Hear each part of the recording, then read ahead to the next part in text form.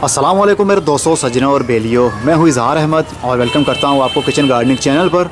और उम्मीद भी रखता हूँ कि आप सब लोग खैरियत से होंगे, फिटफाट होंगे, अच्छे से कामों में खूब अच्छे से बिजी होंगे।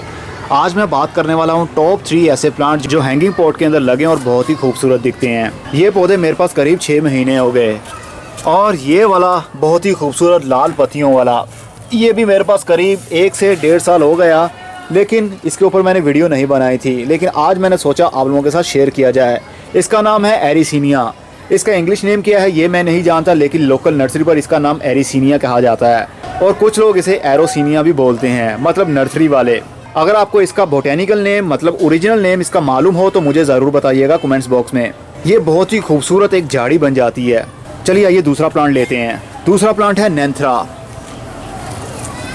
ये भी ग्राउंड कवर प्लांट होता है, नैंथरा इसका नाम है। लेकिन मैंने नेट के ऊपर सर्च किया तो नैंथरा प्लांट लिखने पर बहुत सी लड़कियों की तस्वीरें आ गईं, इंडियन लड़कियों की। आई थिंक नैंथरा नाम लड़कियों का होगा। इसका बोटेनिकल नेम क्या है ये मैं नहीं जानता। ये बहुत ही इजी टू ग्रो प्लांट है। और तीसरे नंबर वाला क्रीपर जेनी। ये देखिए कितना खूबसूरत एक हैंगिंग पॉट के अंदर लगा हुआ, बहुत ही प्यारा लगेगा। इसका नाम है क्रीपर जेनी। ये भी मेरे पास एक प्लांट था, कितने सारे मैंने बनाए और ये देख सकते हैं बास्केट के अंदर भी मैंने इसको लगाया हुआ है। तो चलिए अब बातें करते हैं कुछ इनकी केयर के बारे में। ये देखिए क्रीपर जेनी मैंने ये भी लगाई हुई है, ये भी लगाई हुई है और ये नैंथरा लगा हुआ है। और नैंथरा की कटिंग बहुत ही आसानी से ग्रो हो जाती है। ये देखिए कितनी सारी मैंने कटिंग्स लगाई और सारी ही ग्रोथ में आ चुकी हैं। ये भी है, ये भी नैंथरा है, ये भी नैंथरा है, ये भी नैंथरा है। कितनी सारी ही कटिंग्स मैंने लगाई और कामयाब हुई। ये तीनों पौधे इतने इजी टू ग्रो हैं। और हाँ, एक रह गया वंडरिंग ज्यू। ये वंडरिंग ज्यू बहुत ही खूबसूरत दिखने वाला एक ऐसा पौधा है जिसको हैंगिंग बास्केट के अंदर भी लगा सकते हैं और ग्राउंड कवर पौधे के तौर पर भी ये काम कर सकता है। तो चलिए अब इनकी केयर के बारे में बात कर लेते हैं। ये चारों पौधे इतने इजी टू ग्रो हैं कि आप घर में लगाएं तो आपके पास कितने सारे हो सकते हैं 6 महीने के अंदर अंदर ही। इन सब की केयर एक जैसी होगी। ये सारे ही ठंडे मौसम में ज़्यादा अच्छे से ग्रोथ करते हैं। इनको किसी भी किस्म की मिट्टी के अंदर लगाया जा सकता है। इनको किसी किस्म की खाद की ज़रूरत भी नहीं होती। अगर इनको मिट्टी के अंदर लगाया जाए तब भी ये ग्रोथ करते हैं। अगर इसको कोकोपीट के अंदर लगाया जाए तब भी ये ग्रोथ करते हैं। अगर इनको ग्राउंड कवर के तौर पर यूज़ किया जाए, मतलब लैंडस्केपिंग में हम जो यूज़ करते हैं पौधे ऐसे जो ज़मीन को कवर कर लेते हैं, ऊपर वाली ज़मीन की लेयर को कवर कर लेते हैं, जो देखने को काफ़ी खूबसूरत लगती है, तब भी ये ग्रोथ करते हैं। अगर इनको हैंगिंग पॉट के अंदर लगाया हो तब भी ये ग्रोथ करते हैं। तो ये बिल्कुल कॉमन से पौधे हैं। लेकिन क्रीपर जेनी आपको इतनी आसानी से नहीं मिलने वाली। ये हर लोकल नर्सरी पर नहीं अवेल होती, लेकिन बाकी पौधे आपको आसानी से मिल सकते हैं। चलिए करीब से व्यू दिखा देता हूँ आपको। ये पौधा है नैंथरा। नैंथरा भी बोलते हो, नैंथरा भी बोलते हैं। लोकल नर्सरी पर जो नेम है वो बता रहा हूँ आपको। इसका बोटेनिकल नेम मुझे नहीं मालूम। ये अक्सर रोड साइड पर भी आपको देखने को मिलते हैं, फुटपाथ के साइडों पर भी, सड़कों के साइडों पर भी ये लगे होते हैं। गर्मी में भी ये ग्रोथ कर लेते हैं और सर्दी के दिनों में भी। अगर ज़मीन के अंदर आपने गर्मी के दिनों में लगाया हुआ है तो इसको बहुत ज़्यादा पानी की ज़रूरत होती है, क्योंकि इसको ज़्यादा पानी अच्छा लगता है।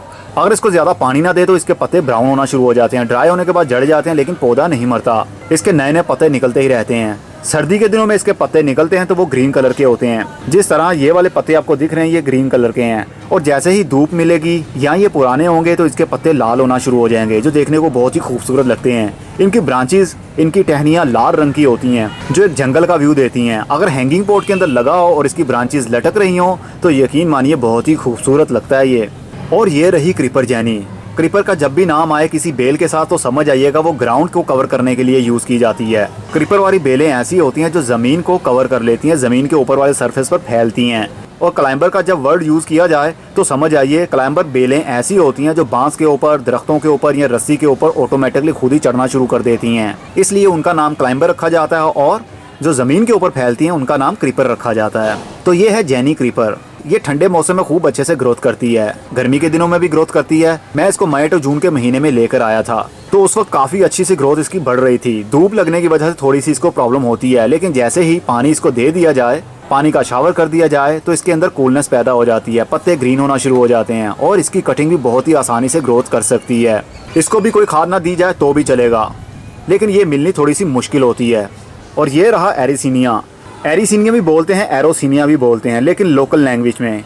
इसका इंग्लिश नेम, बोटेनिकल नेम क्या है इसका मुझे नहीं मालूम। मैंने सर्च करने की कोशिश की लेकिन मुझे नहीं मिल पाया। ये भी क्रीपर ही होती है, मतलब ग्राउंड कवर प्लांट। अपने लैंडस्केपिंग एरिया में लगा दें, जहाँ पर बहुत सारे पौधे लगाए होते हैं उनकी एजिस एरिया में इनको लगा दिया जाए तो एक बाउंड्री सी बन जाती है जो देखने में काफ़ी खूबसूरत लगती है। इसकी कटिंग भी बहुत ही आसानी से आप लगा सकते हैं। जस्ट काटिए, किसी भी मिट्टी के अंदर लगाइए और कुछ ही दिनों में उनकी रूटिंग शुरू हो जाती है। इसकी केयर करें या ना करें, इसकी ग्रोथ थमती नहीं है, लेकिन इसकी पानी की रिक्वायरमेंट काफ़ी ज़्यादा होती है। मतलब ज़्यादा पानी इसको अच्छा लगता है। गर्मी के दिनों में 3 से 4 मरतबा भी एक गमले को पानी देना पड़ सकता है, क्योंकि मैं ऐसा करता रहा हूँ, इसलिए मुझे मालूम है। तो आप लोगों को बता रहा हूँ कि ये बहुत ही हार्डी प्लांट है, जल्दी मरता नहीं है। बहुत इसकी मिट्टी हार्ड भी हो जाए, बहुत मिट्टी ड्राई भी हो जाए तो भी ये मरता नहीं है, लेकिन पत्ते ज़रूर लटक जाते हैं। जैसे ही पानी दें 1 से 2 घंटे के अंदर इसके सारे पत्ते और ब्रांचेस दोबारा से स्टैंड हो जाती हैं। इसको भी हैंगिंग पॉट के अंदर लगाया हो तो यकीन मानिए बहुत ही खूबसूरत लगता है। और ये रहा वंडरिंग ज्यू।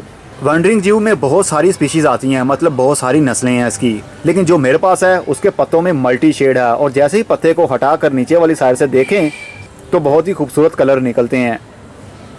ये भी बहुत ही इजी टू ग्रो प्लांट है। सर्दी हो या गर्मी हो इसकी ग्रोथ नहीं थमती, लेकिन गर्मी के दिनों में सभी को थोड़ी सी प्रॉब्लम ज़रूर होती है। अगर फुल धूप में रखें, जब गर्म लू चलती है तो इनके पत्ते झुलस भी सकते हैं। इसलिए टाइम टू टाइम पानी का शावर कर लें, या जब गर्मी आए तो इनको उठाइए और इनको शेडी एरिया में रख दें, तो इनकी ग्रोथ होती ही रहेगी। गर्मी के दिनों में भी कटिंग्स लगा सकते हैं, सर्दी के दिनों में भी। वंडरिंग ज्यू के ऊपर मेरी एक सेपरेट वीडियो बन रही है कि हमने कटिंग्स किस तरह इसकी कामयाबी से ग्रो करनी है और वंडरिंग ज्यू का मतलब क्या है। तो ये भी आपको इजीली नर्सरी से मिल जाती है। इनमें से सिर्फ एक ही है क्रीपर जेनी जो आसानी से नहीं मिलती, बाकी सारे के सारे ही आसानी से पौधे मिल जाते हैं। सारों की कटिंग बहुत आसानी से लग जाती है। सारे हैंगिंग पॉट में भी ग्रो किए जा सकते हैं, हाउस प्लांट के तौर पर भी ग्रो किए जा सकते हैं, ग्राउंड कवर के तौर पर भी यूज़ किए जा सकते हैं, बाउंड्री बनाने के लिए भी यूज़ किए जा सकते हैं। और ये ज़्यादा महंगे भी नहीं होते, 50 से 100 रुपये के अंडर में सारे पौधे आपको मिल जाते हैं। होपफुली आपको अच्छे से समझ लग गई होगी। अब मैं चलता हूँ, अगली वीडियो में फिर किसी नई इन्फॉर्मेशन के साथ मिलेंगे। तब तक के लिए goodbye, see you and tata, और अपना बहुत सा ख्याल रखिएगा।